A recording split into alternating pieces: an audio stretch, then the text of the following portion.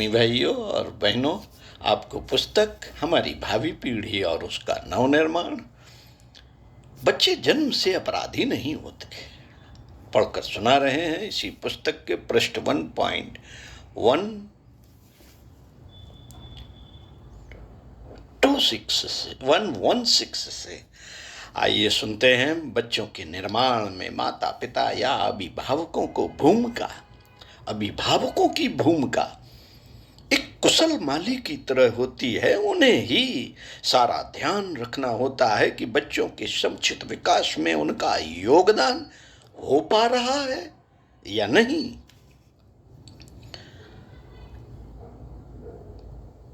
थोड़ी सी भी असावधानी अनेकानेक समस्याओं को जन्म दे सकती है। बच्चों के अपरिपक्व स्थिति से परिपक्व होते समय यदि कोई त्रुटि रह जाती है तो शारीरिक मानसिक रूप से वे अविकसित रह जाते हैं। अनगढ़ स्वभाव होने पर ऐसे बच्चे अपराध करने से लेकर अनेक सामाजिक समस्याएं खड़ी करते हैं, साथ ही अपना भविष्य भी बिगाड़ लेते हैं।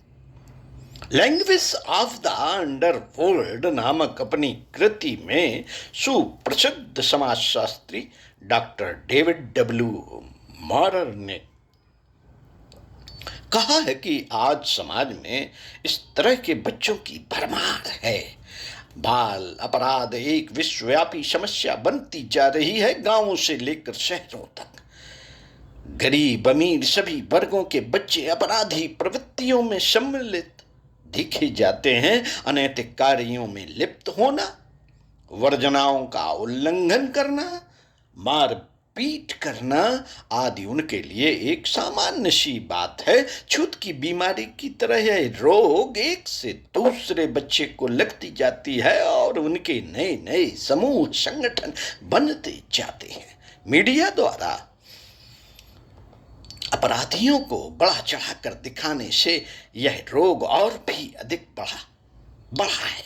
समाज में बालक, किशोर और युवा वर्ग का झुकाव आपराधिक या अर्ध आपराधिक उपसंस्कृत की ओर बढ़ता ही जा रहा है।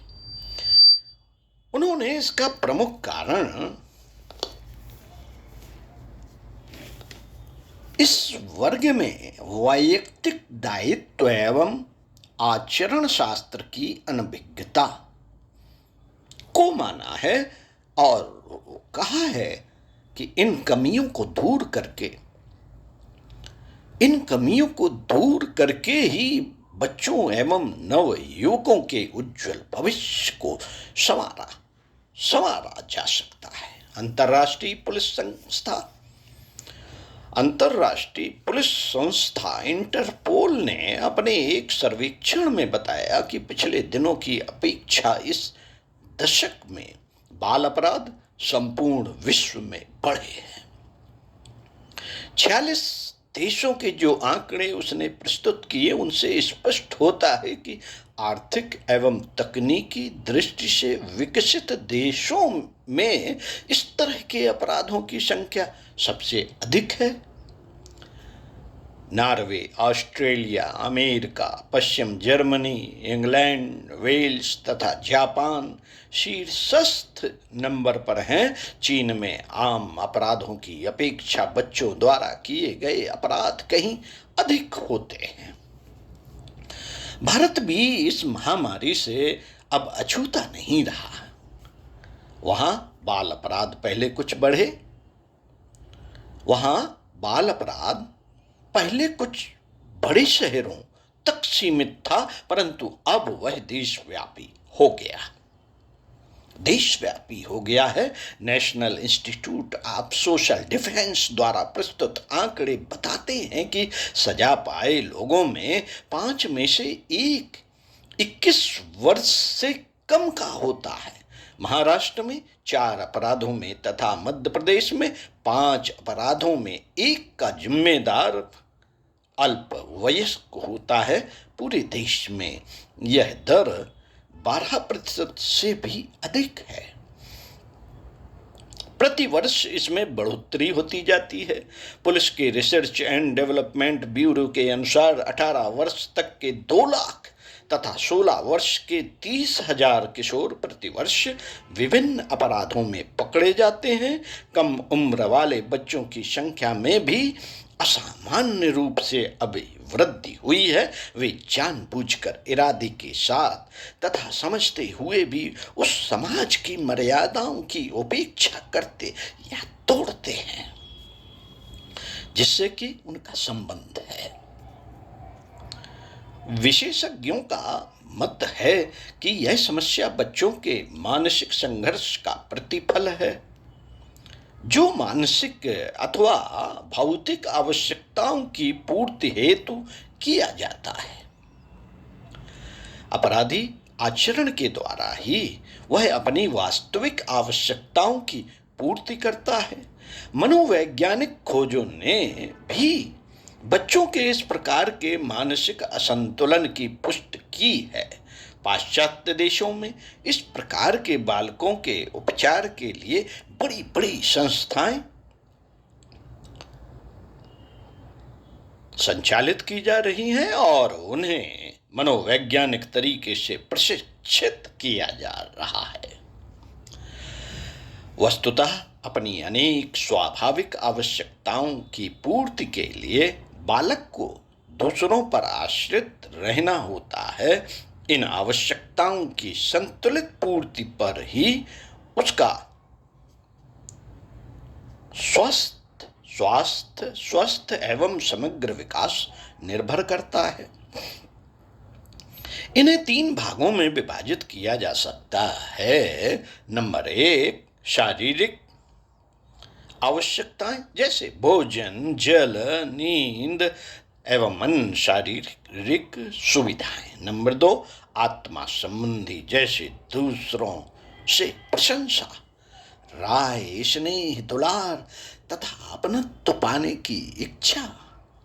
नंबर 3, सामाजिक जैसे दूसरों के कार्यों में हाथ बटाने हेतु कुछ सामाजिक कौशल प्राप्त करने की इच्छा। ये स्वाभाविक आवश्यकताएं बच्चों के विभिन्न व्यवहार और कार्यों के लिए अभिप्रेरणाएं हो जाती हैं, जिसकी क्रियाशीलता में बाधा आने पर वह तनावग्रस्त हो जाता है। यद्यपि उलझनों और परेशानियों का सामना तो सभी बालकों को कुछ न कुछ करना ही होता है, परंतु जब इनकी अवधि बहुत दीर्घ हो जाती है अथवा आवश्यकताओं की पूर्ति नहीं हो पाती तो उसके व्यवहार अवांछित रुख लेने लगते हैं। वह अपराधी जीवन की ओर झुकने लगता है। जैसे भोजन न मिलने से शरीर कमजोर होने लगता है, उसी प्रकार बच्चों का मन जर्जरित होने लगता है और वह धैर्य खो बैठता है। यदि उसकी इन आवश्यकताओं की सदा समुचित पूर्ति होती रहे तो समाज में सुखी समुन्नत बालकों की संख्या बढ़ जाए और दुखी तथा अपराधी बालकों की संख्या घट जाए।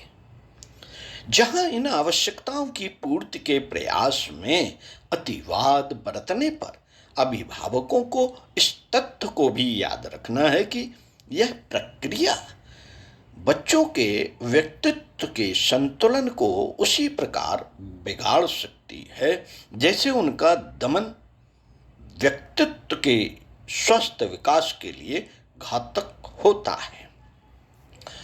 मित्रों, बालकों के लिए अपराधी बनने का कोई एक ही कारण नहीं हो सकता, अतः किसी अपराधी बालक को पूर्ण रूपेण समझने के लिए उसकी विशिष्ट परिस्थिति का अध्ययन करना चाहिए। प्रत्येक बालक की अपनी अपनी परिस्थितियां होती हैं। जन्मदाताओं का आचार व्यवहार, पारिवारिक वातावरण, स्कूल, साथी, पड़ोसी, कार्यकाल तथा अवकाश, मनोरंजन के साधन एवं सामाजिक वातावरण आदि सभी बातों का बच्चों के व्यक्तित्व विकास पर प्रभाव पड़ता है। वर्तमान परिस्थितियों के आधार पर ही किसी बालक के अवांछित व्यवहार के संबंध में निर्णय कर लेना उचित नहीं होगा। क्यों? क्योंकि भूतकाल में जो हो चुका है उसका प्रभाव उसके व्यक्तित्व पर स्थायी रूप से जमा रहता है। अतः यह स्मरण रखने योग्य है कि कोई भी बालक जन्मजात अपराधी नहीं होता।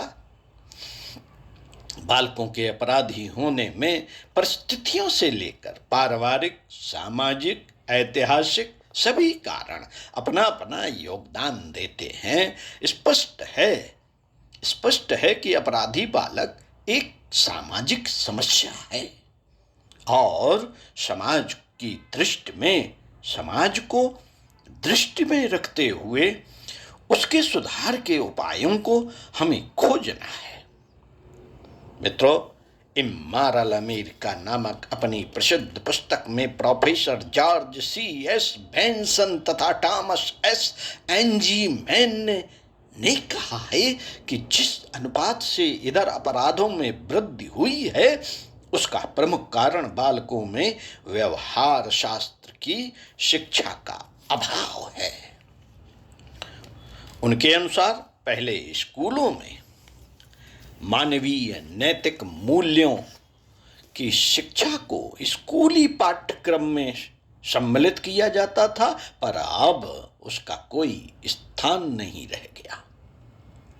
इसी तरह के विचार प्रकट करते हुए मैन वर्नाडियो के प्रख्यात न्यायविद एफ डगलस ने कहा है कि बच्चों को आदर्श मूल्यों की शिक्षा घर परिवार से ही मिलनी चाहिए, पर दुर्भाग्यवश ऐसा हो नहीं रहा है। साथियों, उदारता, सहिष्णुता, दया, शिष्टता, उत्तरदायित्व, समय और प्रतिभा का सही सदुपयोग जैसे सद्गुणों की शिक्षा ही बच्चों को अपराधी बनने से रोक सकती है और बच्चों में हम एक सच्चे नागरिक का निर्माण कर सकते हैं। आत्मीय भाइयों और बहनों, वस्तुतः अपराध प्रवृत्ति को रोकने का काम बालक के जन्म के पूर्व ही आरंभ कर देना चाहिए। शिशु के गर्भ में आने के बाद तो आचरण व्यवहार की शुद्धता के साथ ही जन्मदात्री के शारीरिक मानसिक स्वास्थ्य पर विशेष ध्यान देना बहुत आवश्यक है। जन्म के बाद लालन पालन इस प्रकार का हो कि बच्चा अच्छी आदतों को ही अपनाए। सुसंस्कारी पारिवारिक एवं सामाजिक वातावरण ही सुसंस्कृत भावी नागरिकों का निर्माण कर सकता है। हमारी भावी पीढ़ी और उसका नवनिर्माण पुस्तक से आपको पढ़ रख कर सुना रहे थे पंडित श्री राम शर्मा आचार्य जी के विचारों को, और इसी पुस्तक से आपको पढ़कर सुनाएंगे बच्चे अपराधी क्यों बनते हैं। सुनते रहिए ओम और पढ़ते रहिए और अब उस पर अमल करने का प्रयास भी कीजिए। ओम शांति।